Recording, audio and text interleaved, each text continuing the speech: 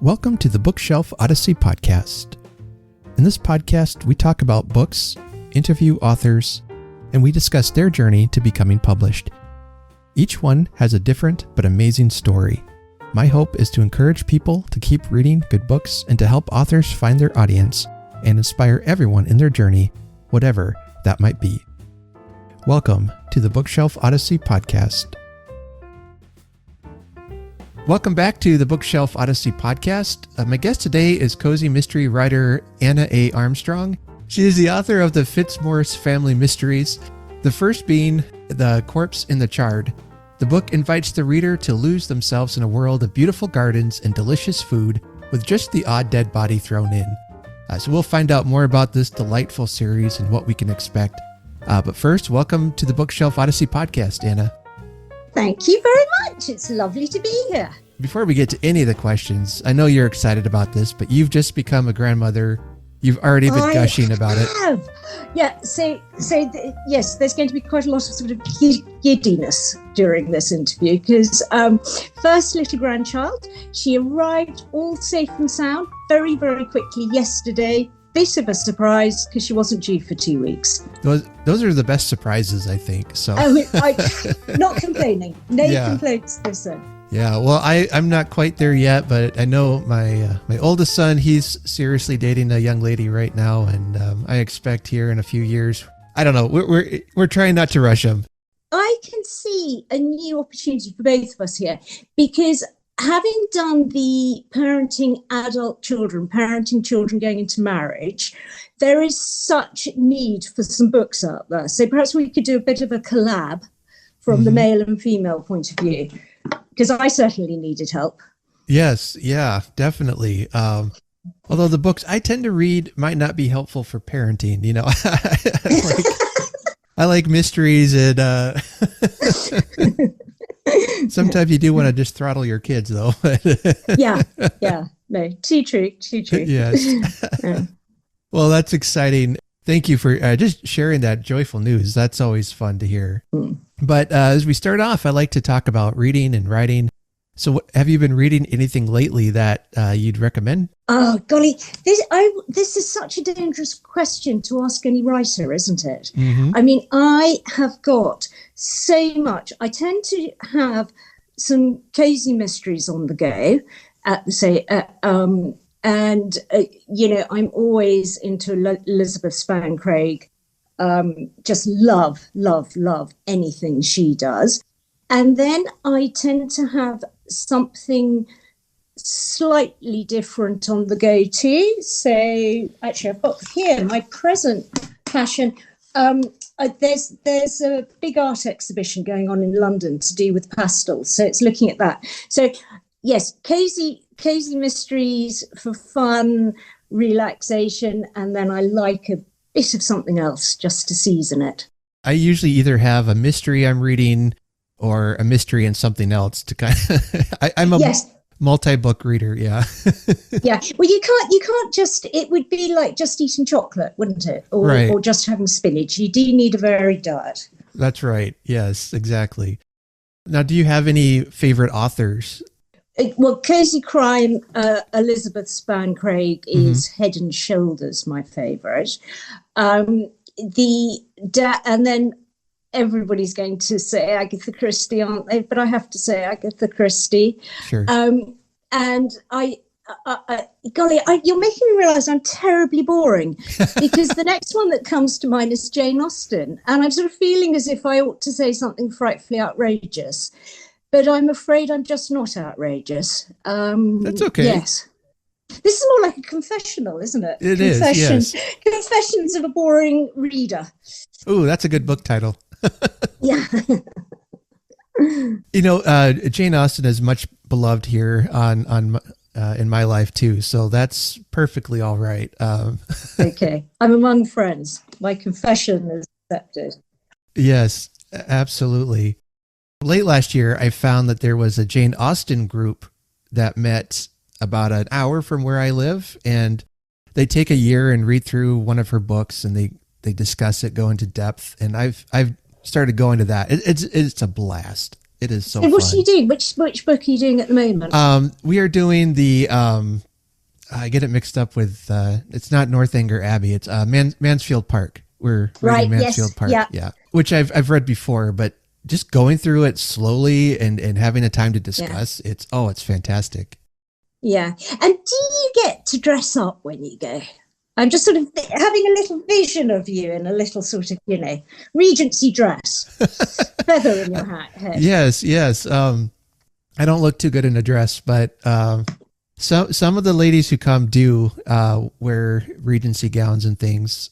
They had a tea party kind of thing this fall that I went to, and just about everybody was dressed up.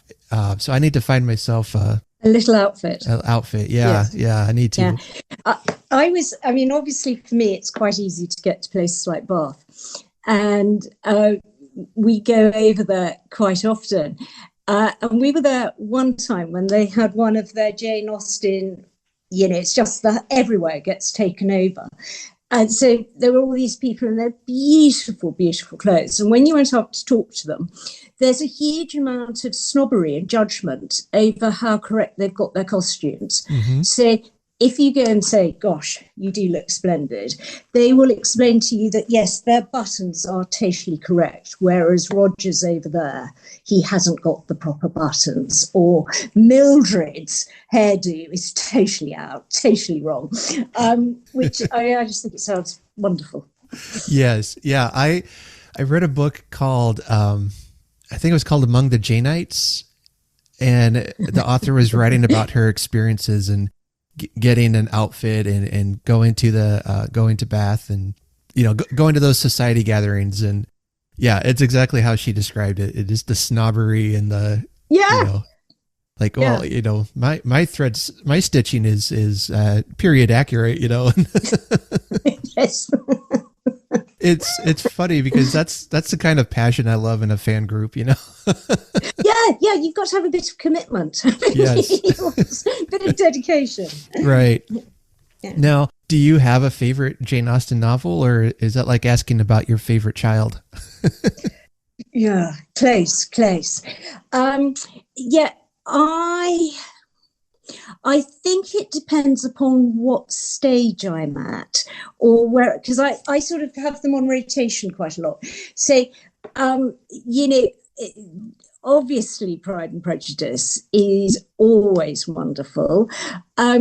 When I was, last two times I've been in Bath, actually, I've read Northanger Abbey, which has been great fun. So, I think she's just one of those wonderful people that whatever time you are in your life, you can find something new, and you'll have a different one will appeal to you. Yeah. I just love her characters overall. Yeah. I'd probably say Emma was my favorite. Hey, that's interesting. So you didn't find her dreadfully sort of smug? Maybe, but there's a certain charm to it. Right. And it could be my introduction to the story, because I first saw the movie that came out in the 90s, I think it was. And, as a teenage boy, watching Jane Austen is not something, they're typically known to do. But my sister convinced me to watch it, and I watch it, and I'm like, this is hilarious. This is so good. Where has this been? And so anyway, that was part of my journey to becoming a lover of old books and classics and all that. And she does. She is the master of the wicked wit, isn't she? Yes. She's so precise, and it's just wonderful. Absolutely delightful. I like Emma's journey she goes through, that she does start off kind of smug and almost manipulating a bit, but she learns things throughout the story, I think. And but Pride and Prejudice is, I'm going to be boring because just it's so we both of us really want to say Pride and Prejudice, but we feel socially embarrassed. We feel ashamed of it. A little bit, yeah. That, when I first read it, I think that was actually the first Austen I read. Oddly enough, I didn't read Emma till later. I had the movie. Why did I need to read the book? Why did you need to read it? Quite. Yeah. Right. I know that's scandalous to say that, but But I read Pride and Prejudice. I was kind of about halfway through or so, and then I'm like, okay, this is okay. I'm not sure it's the book for me. But then when Kitty runs off with that guy, yes, Wickham, that's it. Yeah, yeah. I got all these names in my head. But then watching what Mr. Darcy does for the family and things, I'm like, wow, this is good. This is good. I'm like tearing through the last half of the book, and because I think you've got sort of totally on the nub, isn't it? When we watch the films, we're involved very much in the romance, and we're involved in the costumes, we're involved in the setting. When you're into the books, it's a much bigger exploration of what it is to be a human, what sort of person you want to be, how you want to live your life, how you want to conduct your relationships. And also you mentioned about people changing. And, there is a wonderful evolution of Mr. Darcy, of Elizabeth during the books. And it's only sort of the more comic characters like Mrs. Bennet who don't change. There's start to finish, she's the same person, which I suppose is like in life, isn't it? We all know some Mrs. Bennets who do not change regardless of what happens to them. In that book, I like watching their, as the book was originally going to be called, First Impressions, and how that changes over time, and their impression of Elizabeth and Mr. Darcy and Wickham even, and all these characters. My feathers really get ruffled when I hear men say that, those are just women's girl books, those are just romance stories. And I'm like, no, there's so much more going on in these books. Yeah. It's the presentation, isn't it? Yeah. I think school has a lot to answer for, because you have whole generations who push off the classics because of how they're presented. Mm-hmm. And, it's a great shame if they're not presented in a way that makes it fun and accessible. Yeah, absolutely. And in fact, I'm finding as an adult, and I know many would say this, that I'm enjoying the classics a lot more now with having had life experience even. Yes. Yeah. You read in much more. You can, yes. Well, I could just talk all day about Jane Austen. So this is, this is fun. Go for it. Right. Yeah. It makes your interview easy, right? Yes. But I do want to talk about your delightful book and series. On your writing journey, how did you go from reader to writer? It was being an author something you set out to do? I can't remember a time when I wasn't writing. I was always writing. I like a lot of people, I grew up in a very difficult, violent home. So the world of fantasy was always very important to me because the reality was so grim. Became a teacher, absolutely loved that. Had 3 children very, very close together. And then I got diagnosed with lymphatic cancer.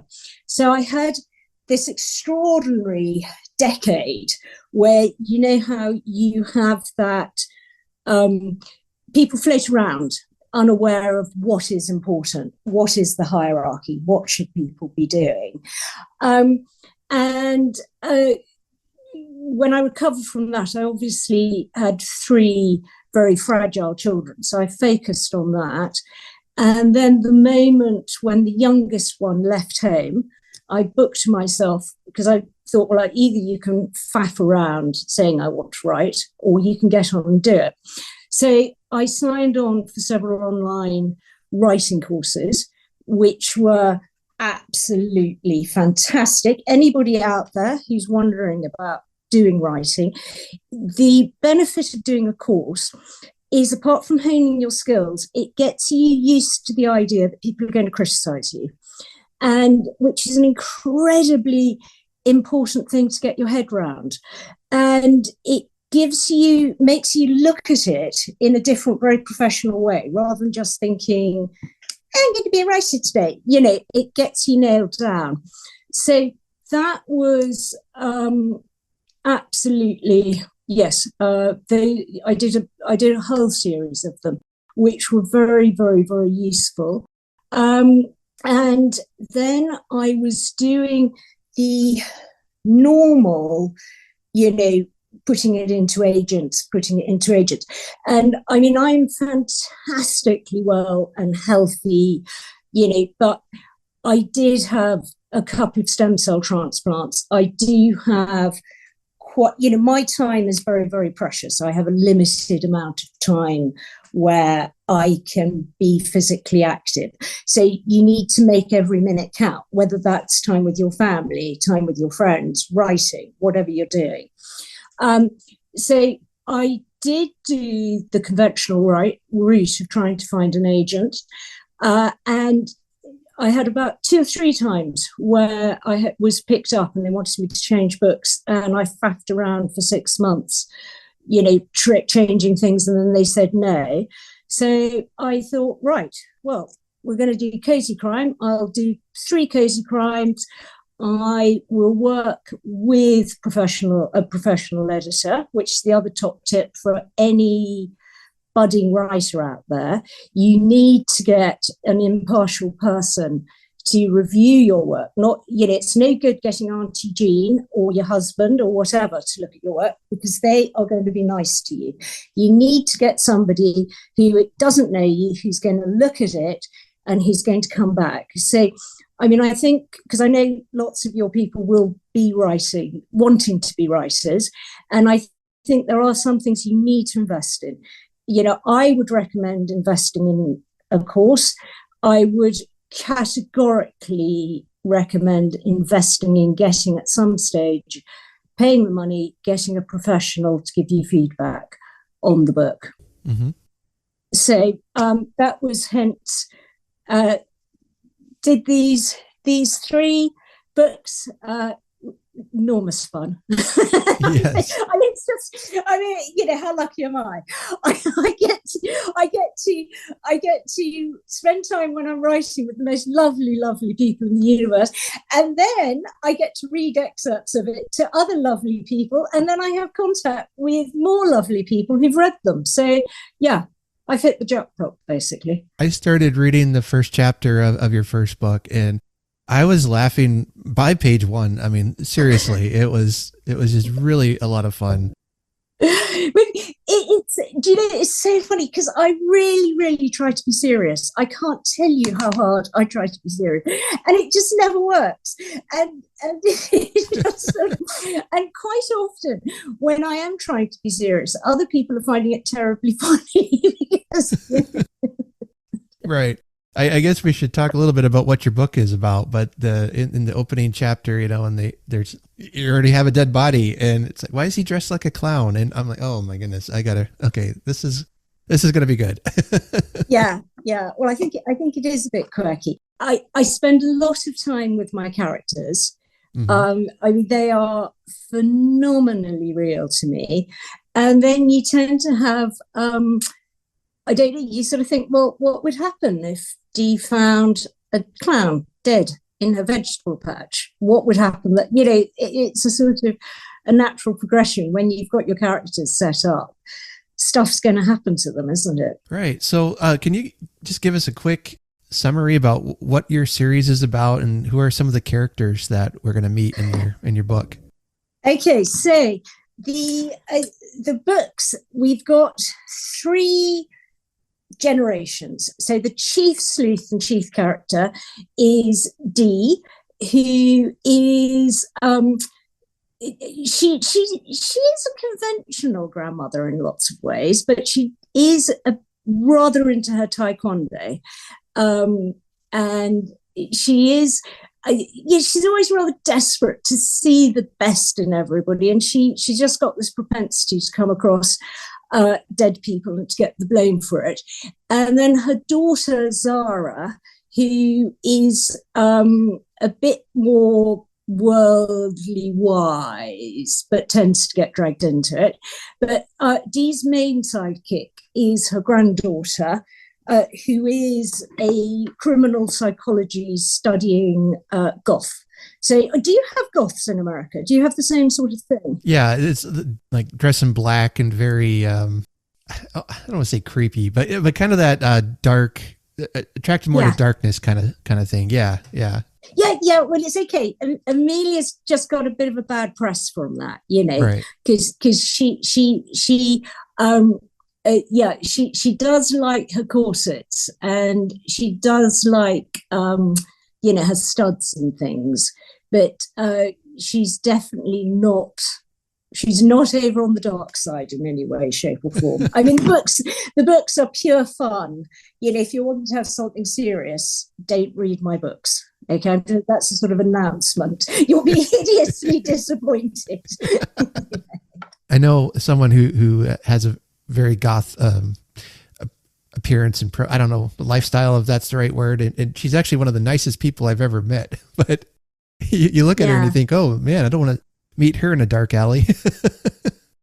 Yeah. Well, I think that is the thing, isn't it? Because we are very conditioned with appearances. Mm-hmm. And actually, the goths I've known have been the sweetest people, but they are trying to protect themselves by putting an outer covering on. Mm-hmm.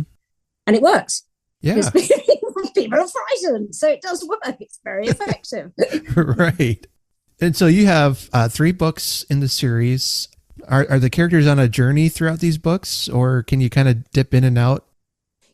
No, they are all they are all standalone. And I mean, there is a sentence here or a sentence there where you get the order of them, but they are certainly not that you have to read them in order, or you have to do anything like that. I may have to change that bit at some stage in the future, because I'm sure you get this, every writer says this, that characters take on a slight life of their own. Mm-hmm. And Zara, who is one of the main characters, she's Dee's daughter, and she's the goth's mother, and she's got a bit of a budding romance going on with the policeman, Nicholas Corman. And I absolutely love that, because he does have certain similarities to my husband. And he's frantically trying to hold order together, surrounded by chaos and things like this. And for these 3 books, their romance is sort of on-y-offy, going on. So I may have to start making it order Pacific if they ever actually do manage to get it together. Okay. I'll let you know. Should that happen, then I get to start saying, no, you have to read this one after you've read that one. So you definitely have plans to keep the series going then. That's good to hear. Yeah. I mean, I'm currently working on a very different series, which will be out, sort of next year, probably. But I think that's just, but I'll be coming back to these. I've already got the next one lined out in principle. Yeah. Yeah. Now, are you a plotter or a pantser? No, I am really, really well organized. I'm one of those people who I've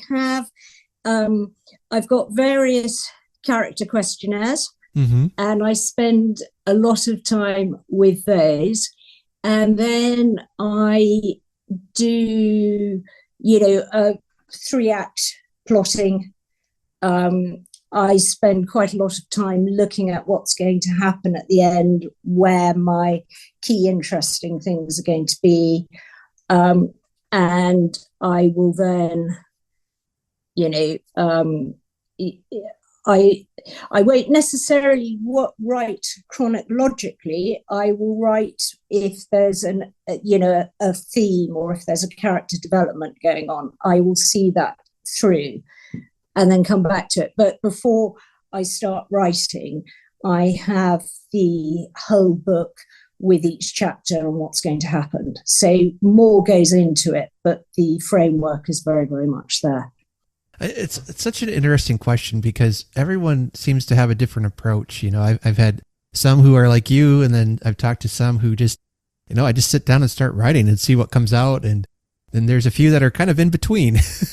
My suspicion, though, is with the people who they say they sit down and it just comes out, I think a lot of it has already gone on inside their heads.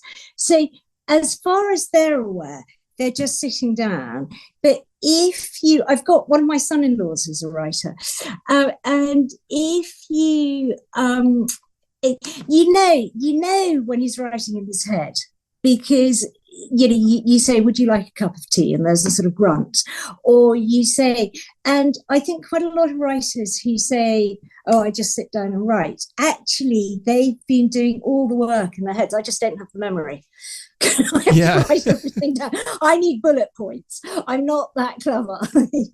Yeah, I have heard that about your brain, that sometimes your brain can be working on things like in the background and you're not even fully aware of it, which is weird, but I expect that's probably a lot what's going on with them. Yeah. What were some challenges that came up in your writing journey that you've overcome, or at least tried to overcome? Obviously, with me, the biggest one was, is coming to terms with my health and how much I can do.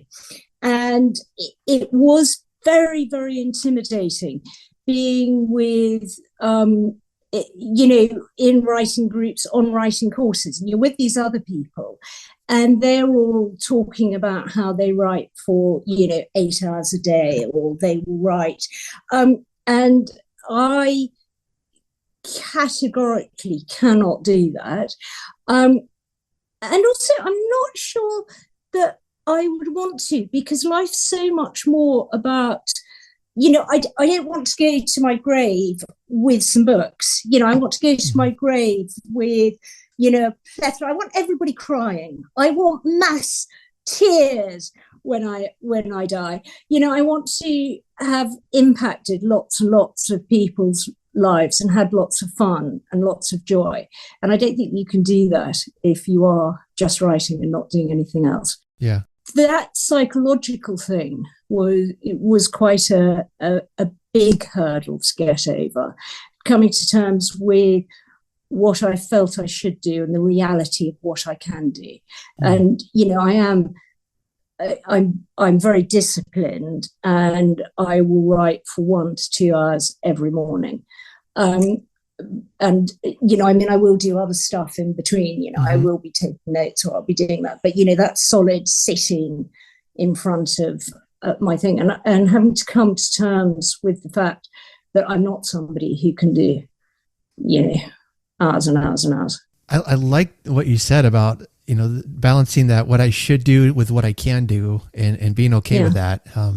I often joke that sometimes these interviews become my counseling sessions. So, that's something I'm going to take away for just for life. Oh, any other little things. Yeah. So what part of writing do you enjoy the most? I love all of it. I adore the people I create. I love the whole process. And now with the books out, I am absolutely adoring how they're impacting other people and giving people pleasure and making people happy. I mean, how many people get to have a job where they make people happy? It's just, it's talk about winning the lottery. It's lovely, and it's lovely to hear, to have feedback from people who, have been able to laugh in difficult situations. I get that same when, I get like feedback from a podcast episode or a writer, that's like, oh, I had no idea about this writer, and I've tried their book and it's fantastic. Thank you. And I'm like, oh man, that's satisfying, Yeah. Yeah. Well, I think we are sort of, there's an awful lot of very, very negative press about life and the world and everything else. But I think we are pretty hardwired to want to make other people happy and to want to help other people. And that's how humans operate. And it's nice, it's nice when you've done that with what you're doing. What's coming up for you as far as new books coming out? I know you mentioned you've got some projects you're working on, some books coming out. Yes. I've got a different series, which is very different. Say, this with the FitzMorris Family Mysteries, they are contemporary. They are set in the Cotswolds. Well, most of it's in the Cotswolds. There's one where they disappear off to the Isle of Man, but and it's 3 generations in one family. And then at the moment, I'm doing another one where it's set in the 1920s, and it's a very, very different sort of structure. There's a war widow called Flora, and she's with her dachshund, and they're up to all sorts of different adventures and things. So it's a similar touch, totally different characters and totally different sort of plot lines and things that are going on with that. And are those coming out soonish or in a couple of years, or do you know? No, it won't be that long. No, I may be slow, but I'm steady. Okay. Doggedly, I keep going. They will actually, the first one would be ready to come out pre, sort of autumn time, but I think I will wait until I've got a couple of them. Something I loved about bringing all 3 of these out at the same time is the more time you spend with the characters, the more you get to know what they're like and what's happening and things. And so it was sort of quite fun because I wrote the 3 of them and then I sort of went back into them because I knew the characters much better by the end than I do at the beginning. Which is quite fun. So I think I may wait until I've got the second book with the new lot coming out. One thing I did notice is that your characterization is to me really strong, and oh, thank you. I've learned about myself as a reader that I tend to be more attracted to the characters versus the plot. I'll read a book if it has really interesting characters, they could just be sitting around talking the whole book, and I'd probably read it and enjoy it. Yeah. So are you much more in your real life? Are you much more a people person, or are you Well, I'm actually more, I say I'm introverted, but I've learned how to extrovert. Yeah. Children will do that for you. They will. Yeah. Yes. Yeah. For me, a happy day would be staying inside all day reading a book. Right. Okay. Brilliant.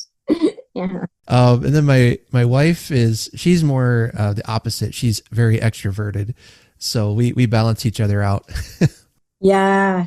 But she also loves to read. So, for us, the perfect date is to, find a book to read and just, go to a coffee shop and read a book or something. We're happy. That's so lovely, isn't it? Yeah. I really got lucky with her. So yeah. And are all of your children readers? My 2 older boys, especially, were just voracious readers. Right. My daughter kind of struggles with that a little bit more, which she kind of felt bad about because she's like, "Am I weird? Because I don't like to read as much as you guys." And it's like, no. What we read is probably, maybe, dare I say, unhealthy amounts of books. I don't know if that's such a thing, but yeah. She's more of an active person, and so to sit down and read, I want to say it's almost painful for her to just I have to sit still and read. I can't do that.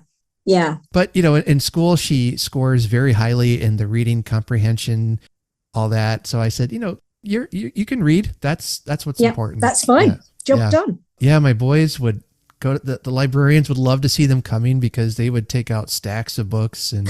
That's so wonderful. Do they like the same sort of books, or do they have to assert their individuality by liking different books from each other? They kind of did like the same books. My son, when he was much younger, he liked a series called The Magic Tree House.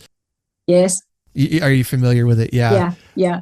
And that kind of developed his interest in history and things. And then my younger son, he kind of read those, but didn't catch on to them as quickly. But then he got really attached to Percy Jackson in that series. Right. Yes. Yeah. And even though he's 19 now, he still likes those books and was excited about the new show coming out. Yeah. It always annoys me the way people are so ageist about books, because quite often there'll be something. I don't know, have you ever come across Chris Riddle? He's an author illustrator. No, I don't think so. Yeah, he's fantastic. Go and buy all his books right now. Okay. I think quite often his books, they are billed as just being children's books, but in fact they've got a huge depth of thought and meaning and things like that. And I know it's helpful when we go into the bookshops that things are put out, 0 to 5. In the UK, they tend to do 0 to 5, and then you go up to 7, then you do the next bit, then you do the next bit. Whereas actually, good literature is good literature. And just because the marketing people decide to aim it at teenagers, because the Percy Jackson books are brilliant, they want to aim it at the older ones. And I mean, quite often I will see books that are being billed and there's a lot of hype, and you read it and you think, why? But it's the sort of, it's the book to go for at the moment. And I think quite often young adult fiction gets severely underestimated. Yeah, I agree. I didn't find, for instance, Harry Potter until I was an adult. I was in my early 20s, and everybody was talking. I think like the first 3 books or 4 books were out, and everybody was talking about them. Some said these are horrible books, don't read them. Others were like, oh, these are fantastic. So I'm like, oh, I got to read it for myself. I don't want to trust anyone's opinion. And by about the 3rd book, I was hooked. I mean, this is fantastic. Just a really compelling plot, wonderful world building, fantastic characters. Yeah. My wife and I, even for the last book, we went to a book release party at a bookstore. We were, you were one of those people standing queuing. Yep. We sure were. Well part of the reason was because she had book 6 spoiled for her. So she said, book 7, we're going to go out and get it the day it comes out. And that was so fun. Yeah. So how long were you queuing for? Well, the way they had it set up, it was actually a release party. So there were a bunch of people in the bookstore, and some were in costumes. They even had what was called a Harry Potter tribute band. So they were singing songs about the books and dressed up like wizards, singing rock music, and it was just fun. And then wonderful. And then had you sort of said to everybody, nobody can speak to us for the next 3 days. We are not accepting phone calls. We are not. And you'd stop the freezer so you didn't have to go to the shops or anything. Pretty much, yeah. And do you read at the same pace as your wife? Not at all. So I let her read it first, actually. Golly, you are a saint. Wow. Thank you. Wow. That is the ultimate mark of love. I just knew she could get it through it. And so what we had it pre-ordered. So basically we just had to show up and hand in our ticket, and we got the book. So it wasn't like waiting in line a long time, but we got home after midnight. She started reading it that night, got a little bit of sleep, but pretty much within 24 hours or so, she had the book done. Wow. At one point she was crying, and I said, what are you crying about? And she's like, do you really want me to tell you? I'm like, no. No spoilers. Yeah. This is just, so you can actually share books. Yeah. So it doesn't lead to, I mean, not that I'm using you as my marriage guidance counselor here. So it doesn't lead to conflict. Because with my husband and I, I mean, we always have to get our own copies. It just doesn't work. Sure. And, he has been known to bend down the corner of the page, which is just, it just can't happen. It just, it can't happen. Well, I'd say for the most part, there are some books we share, and I don't know about reading like at the same time, I'll read for an hour and then hand it to her. That might get a little feisty, but she's just such a quicker reader, and I know I'm slower. So I'm like, you know what? Just take it, you finish it. That way I won't feel pressured. You don't feel pressured. It'll be fine. We have a lot of similarities that just really make things work. So, well, that's good. That's good. Compatible book sharing. I think that's quite a high accolade, actually. Okay. Well, good. Glad to hear that. I'll make sure to tell her that. This has been just a great conversation. I want to be careful of your time, because I know we'll end up talking all day, but well, I'm you got a grandbaby you got to go see here soon, right? Yes. Isn't that exciting? It's just so amazing. All right. Do you have like a website or somewhere people can find you online? Now that is a really interesting question. So if any of you out there are wonderful tech people, I'm having awful problems with my website. So please, if you can locate it and can send it to me, that would be absolutely wonderful, and tell me what's wrong with it. I am obviously the easiest place to find me is on Amazon. I am findable in all the book in the book the big bookshops and things like that. I am, if you want to see what I'm up to, I'm on Instagram as the Cotswold Writer. So if you tap in Anna A. Armstrong, you might eventually find me, but you'll find me immediately if you tap in the Cotswold Writer. And the links are all there. I'll dig around the internet, see what I can find, and I'll post those links down there for you. So. Yeah, to me. Can you send them to me? I'll see what I can find. Yeah. Absolutely. Absolutely. These books I'd recommend. The writing is fun. That the covers are beautiful. Well, that was me. Oh, did you do the covers too? Okay. Yeah. Well, it was. I've always sketched and done, and I was having a proper artist was doing them, and it was all just. It wasn't quite me or the books.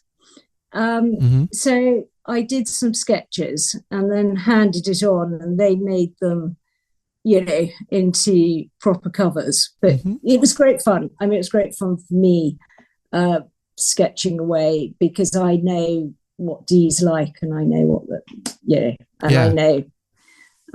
So I suppose it was logical. I should have been doing them. I mean, they just look so cozy. You see the cover, do you think, I want to be in that world? Yeah. Oh, that's great. Thank you very, very much. That's very kind of you. That's very kind. Well, I mean, it is, the aim is that it is a happy, safe place to go off to. It is fun. And you're not going to be challenged by any deep and meaningful politics. Yeah, other than the occasional dead body that you come across, it's a good world to be in. Yeah, I'm afraid I'm a bit warped. I am not somebody who ever kills off anybody nice, because I just feel that in my book there should be only nasty people get killed. In a perfect world, that's maybe the way it would go. Yes, yeah. Well, thank you so much for coming on the show today.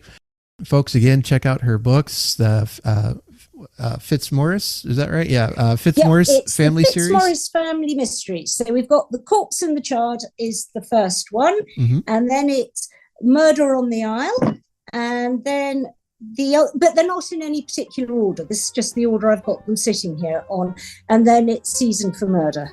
Again, worthwhile series to read. And Anna, thank you for being on the podcast today. Thank you very much for having me. me. It's lovely. Okay. All right. And so to everyone else, happy reading, and look out for those clowns in your garden, right? Yes, absolutely. Yeah. Right. Yeah. Okay. Thank you. Yep. Take care. You too. Bye. Thank you for listening to the Bookshelf Odyssey Podcast. You can check out the show notes to find out all the information, links, and books that we referenced in today's episode. If you'd like to help support the show, I'd love for you to share on your social medias, tell your bookworm friends, share with your author friends, and help us get the word out. If you'd like to help out in a financial way, there are links in the show notes where you can buy me a coffee at buymeacoffee.com. You can find all episodes at bookshelfodyssey.com. And please follow us on my social medias. I'm on Facebook, Instagram, Twitter, and TikTok. Follow us there for more bookish content. And so until next time, happy reading, everyone, and take care.